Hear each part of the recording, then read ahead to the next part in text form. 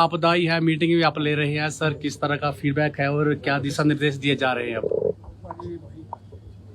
आज अभी मैं डिप्टी चीफ मिनिस्टर साहब, टेक्निकल मिनिस्टर साहब और हमारे विधायक डिप्टी स्पीकर साहब, हम सब ने चर्चा की और चर्चा करने के बाद पूरी स्थिति का आकलन किया। थोड़ा ऊपर करो। और हमने ये फैसला किया कि जो रिलीफ कैंप्स में हमारे लोग रह रहे हैं, जहाँ हमने रिलीफ शेल्टर बनाए हैं, उन परिवारों को अगर गांव में किराए का मकान मिलता है तो उन्हें 5,000 रुपया किराया हिमाचल प्रदेश की सरकार पर मंथ उपलब्ध करवाएगी। अगर वो सिराज में अभी के क्षेत्र में जहाँ भी नुकसान हुआ है, धर्मपुर के क्षेत्र में नुकसान हुआ है, साइंस क्षेत्र में नुकसान हुआ है, जहाँ भी बरसात से नुकसान हुआ है, तो अपने गांव के किसी पड़ोसी के घर में भी किराए पर रहना चाहते हैं तो हिमाचल प्रदेश की सरकार उन्हें 5,000 रुपया उपलब्ध करवाएगी और खाने पीने के राशन के लिए भी सुविधा उपलब्ध है। अभी तक बरसात जो अब से बरसात शुरू हुई है, तकरीबन 69 जो लोग हैं वो अपनी जान गंवा चुके हैं। 37 के करीब लोग हमारे मिसिंग है। 110 लोग जो अभी घायल हुए हैं और तकरीबन 700 करोड़ रुपए का नुकसान हो चुका है। सबसे ज्यादा नुकसान जो हुआ है वो सड़कों के रूप में हुआ है, पानी की पीने की पानी की योजनाओं के रूप में हुआ है, बिजली के हुआ है, बिजली के खंभे थे जुड़ गए, उसका बहुत अधिक नुकसान हुआ है। मेरा ये मानना है कि अभी मॉनसून की शुरुआत में ही ऐसा कहर हिमाचल प्रदेश में ढहा है कि हिमाचल प्रदेश को इस आपदा का सामना करने के लिए आज मेरी देश के गृह मंत्री जी से भी बात हुई और उन्होंने हमें पूरी आश्वासन दिया है और गृह मंत्री ने कहा कि हमारी तरफ से आपको, माननीय श्री अमित शाह जी ने कहा कि हम आपको पूरी सहायता उपलब्ध करवाएंगे। वो आज केंद्रीय टीम भी नुकसान का जायजा लेने के लिए आ रही है। लेकिन ये मानना है कि पिछले 14-15 दिनों में इतने कभी क्लाउड बर्स्ट नहीं हुए। तकरीबन यहाँ अभी 14 जगह हमारा क्लाउड बर्स्ट हुए हैं और 14 क्लाउड बर्स्ट होने के बाद अभी तक ये हम अध्ययन कर रहे हैं कि इतने ज्यादा क्लाउड बर्स्ट क्यों हो रहे, कैसे हो रहे। ये बात मैंने माननीय गृह मंत्री जी के ध्यान में भी लाई। ये सारी चीजों को हम अंडरस्टैंड कर रहे हैं और अभी जो फॉरेस्ट्री और हॉर्टिकल्चर कॉलेज चुनाव में बाद में छात्र फंसे हुए थे उनको हमने रेस्क्यू किया है और चुनाव के कई गांव में जहां बहुत बड़ा नुकसान सिराज विधानसभा क्षेत्र के SDFR और NDF की टीमें पहुंच चुकी है। 300 के करीब सड़कें अवरुद्ध है। 790 के करीब हमारी जलपूर्ति योजनाओं को नुकसान पहुंचा है। 332 बिजली के ट्रांसफार्मरों को भी क्षति पहुंची है। हमारे जो सरकार द्वारा राहत किराया मंडी जिले में 400 पार 2 लोगों को बचाया गया है। मतलब सब जगह नुकसान की, बहुत बड़ी नुकसान की खबर आ रही है और मेरा ये मानना है कि हमारे मंत्रीगण जो भी है, माननीय मुख्यमंत्री मुकेश जी है, आज सुबह इन्होंने भी अपनी बैठक ली है, PWD मंत्री को भी दिशा निर्देश दिए हैं और मैं खुद आज हमने जाना था लेकिन मौसम खराब करने के बाद मैं खुद द्वारा जाना चाह रहा था कि खुद आकलन किया जा सके।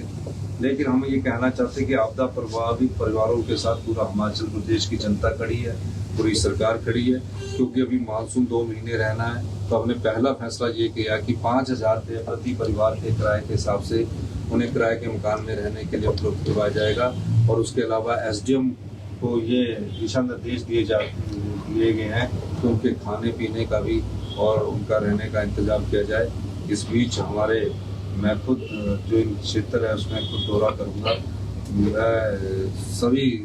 हमारे जो कुलीग हैं, जो मंत्रिमंडल के सदस्य, सब लोग बैठ के करके स्थिति का जायजा ले रहे हैं। सर भारी बारिश के बीच ये जो NHAI जो काम कर रहा है, जो बड़े बड़े प्रोजेक्ट चल रहे हैं 4 लेन के, बड़ा जो है इसके अंदर अनदेखी की जा रही है, इस तरह के आरोप लोगों की तरफ से। मुझे लगता है कि NHAI के जो कॉन्ट्रैक्टर आते हैं वो पहाड़ की कटिंग नहीं करते, बाहर के लोग आते हैं, बड़ी बड़ी पोकलाइन और मशीन लेके आते हैं। हिमाचल प्रदेश में पिछले 60-70 सालों से सड़कें बन रही है, हर गांव हम सड़क से जोड़ रहे हैं। कटिंग का एक तरीका होता है, तो मेरा उनसे अनुरोध रहता है कि जब वो कॉन्ट्रैक्ट दे तो बड़ी बड़ी मशीनों को देख के कॉन्ट्रैक्ट ना दे। अगर लोकल को कॉन्ट्रैक्ट देते तो उनको कटिंग का भी पता है और उसको स्टेबल कैसे करना है उस दृष्टिकोण से भी पता है। इसके कारण भी अभी कटिंग के कारण भी नुकसान हो रहा है, हमारी सरकार उसको भी। सर जिस गाँव कंपनियों की सिविला कंपनियों की लोग आरोप लगा रहे हैं कि एक तो धमकाते हैं, बाउंसर यहाँ पे लेके आते हैं और FIR यहाँ पे हुई और उसके बाद इनके ऊपर कार्रवाई नहीं हुई क्योंकि चली गई है जो इनका आरोप है। निश्चित रूप से अगर ऐसी बात है तो उस घटना की हम जानकारी प्राप्त कर रहे हैं। हमने कमेटी बनाई है और निश्चित रूप से इंजीनियर्स जो हमारे NCL की भी ड्यूटी लगाएंगे कि उससे बातचीत करें। सर मंडी जिला में बहुत सारे स्कूल्स भी उनको नुकसान हुआ है, कमरे में मलबा घुस गया है, तो बच्चे कहाँ पढ़ेंगे वो जो बच्चे हैं? देखिए तबाही का तो ऐसा आलम है कि अभी शुरुआत है 2023-24 की जो पढ़ाई थी उसका तो आकलन करना बहुत मुश्किल बात थी कि 10,000 करोड़ से ज्यादा का नुकसान हो गया, लेकिन अभी शुरू के ही 7-8 घंटों में 700 करोड़ से ज्यादा का नुकसान सब दृष्टिकोण से अभी तो हम ये चाहेंगे कि उस साथ वाले पढ़ाई करती है उसको भेजा जाए और पढ़ाई की भी कोई अगर ऐसी बात होगी शिक्षा के क्षेत्र में उस दृष्टिकोण से बात जयराम जी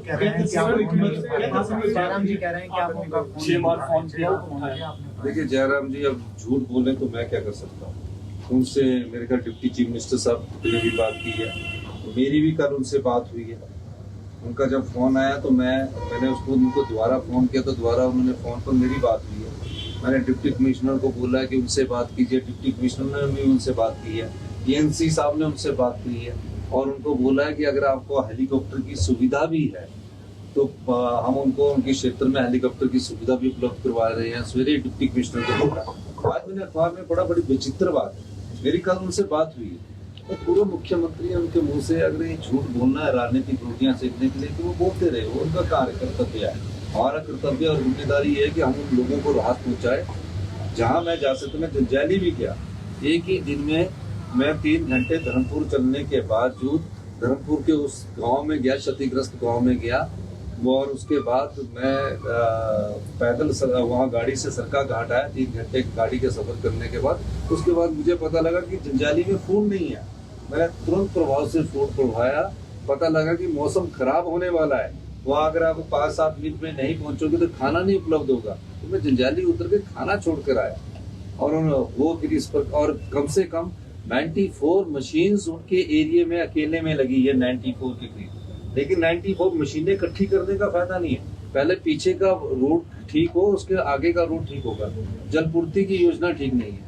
उन्हें मंडी आके प्रेस कॉन्फ्रेंस नहीं करनी चाहिए थी, उन्हें वहाँ लोगों के बीच सराज विधानसभा क्षेत्र में लोगों के बीच बैठ के लोगों की सेवा करनी चाहिए थी। वो सराज विधानसभा क्षेत्र का ही दौरा करे, धर्मपुर तो अभी तक गए नहीं, वो भी तो मंडी का पार्ट है। वहाँ हमारे जो लोकल विधायक चंद्रशेखर जी है वो दिन रात लगे हुए हैं, मुझे उस क्षेत्र में लेके गए और एकदम कार्य कर रहे हैं। पूरे हिमाचल प्रदेश में नुकसान हो रहा है, मुख्यमंत्री का दायित्व और कर्तव्य होता है कि पूरे हिमाचल प्रदेश में जहाँ भी नुकसान हो रहा है वहाँ लोगों की समस्याओं का समाधान करें। अब राजनीति करने के लिए हमारे पास बोलना भी 2.5 साल का वक्त है, उसमें राजनीति करना, लेकिन इस प्रकार झूठ बोलना अच्छा नहीं लगता। मैं आपको कॉल डिटेल्स दिखा सकता हूँ, कॉल में बातचीत करके दिखा सकता हूँ, मेरे मोबाइल में भी कॉल है, मैं बता सकता हूँ। और उनसे पूछिए कि क्या आपकी बात नहीं हुई पिछले कल।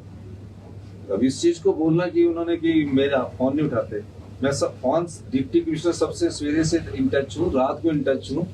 मेरा ख्याल जितना तेजी से हम कार्य कर रहे हैं उतनी तेजी से तो मेरे ख्याल पिछली जो जयराम जी की सरकार थी वो तो कुछ नहीं की, वो तो हमारी संपत्तियों को लुटाते गए। ठीक है सर, सांसद हैं कंगना रनौत, वो कंगना ने सारे मंडी की सांसद है कंगना रनौत। आपदा के इस समय में लोगों की नाराजगी है, तो जब जयराम जी से सवाल पूछा गया उन्होंने भी नाराजगी जाहिर की। आज उनका ट्वीट आया है, वो कह रही हैं कि रेड अलर्ट है, मौसम बहुत खराब है, हालात बहुत खराब है, जल्द ही वो मंडी का दौरा करेंगी। आपकी प्रतिक्रिया है? मैं तो ये कहूंगा कि कंगना रनौत जी जल्दी जयराम जी से बात करिए, उनको बहुत गुस्सा आ रहा है और सच्चाई बता रहे हैं। और माननीय मुख्यमंत्री जी ने बताया, कल मेरे डीसी से बात हुई, जो रोडवेज चल रहा है उसमें कोई पैसा वहां से आने वाले और सामान ढोने के लिए नहीं लिया जा रहा। सभी ईएनसी वहां बैठा हुआ है, आपके सब अधिकारी वहां बैठे हुए। इस समय राजनीति नहीं करनी चाहिए उन्हें। और दो IPH PWD ENC बैठे हैं, जो टेक्निकल लोग हैं वो बैठे हैं, हमारे मंत्री वहां जा रहे हैं।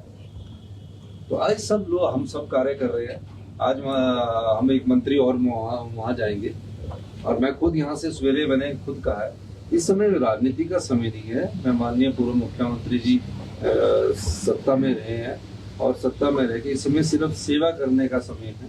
आप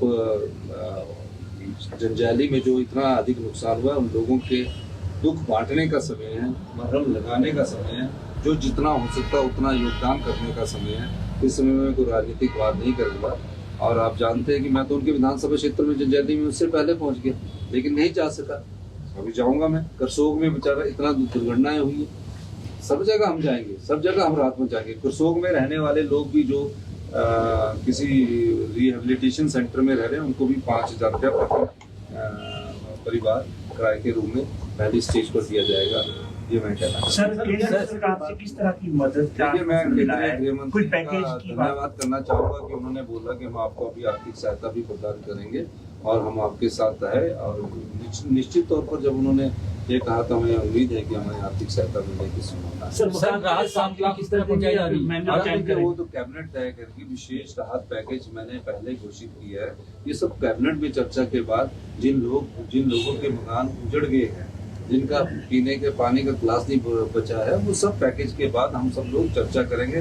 मकान का पैसा भी देंगे, गाय भैंस बकरी जो भी जिसकी भी उस आपदा में मृत्यु हुई है उसका पैसा भी देंगे, जिसका आंशिक रूप से टूटा हुआ मकान है उसका पैसा भी देंगे, जिनकी बेचारों की इस आपदा में देहांत हुआ है उसका पैसा भी हमारी सरकार देगी। और हम युद्ध की तरह इस आपदा का सामना कर रहे हैं। जी हाँ, नीचे करो। सर राहत सामग्री किस तरह पहुंचाई जा रही है? राहत सामग्री अभी क्योंकि रास्ते खुले नहीं, तो खच्चरोों के माध्यम से और कुछ नेपाली लेबर को हमने एंगेज किया है ताकि राहत सामग्री पहुंचाई जा सके हेलीकॉप्टर के माध्यम से। और सेना के हेलीकॉप्टर खड़े हैं, जैसे ही हवा मौसम ठीक होगा हेलीकॉप्टरों के माध्यम से राहत सामग्री पहुंचाई जाएगी। सेब को लेकर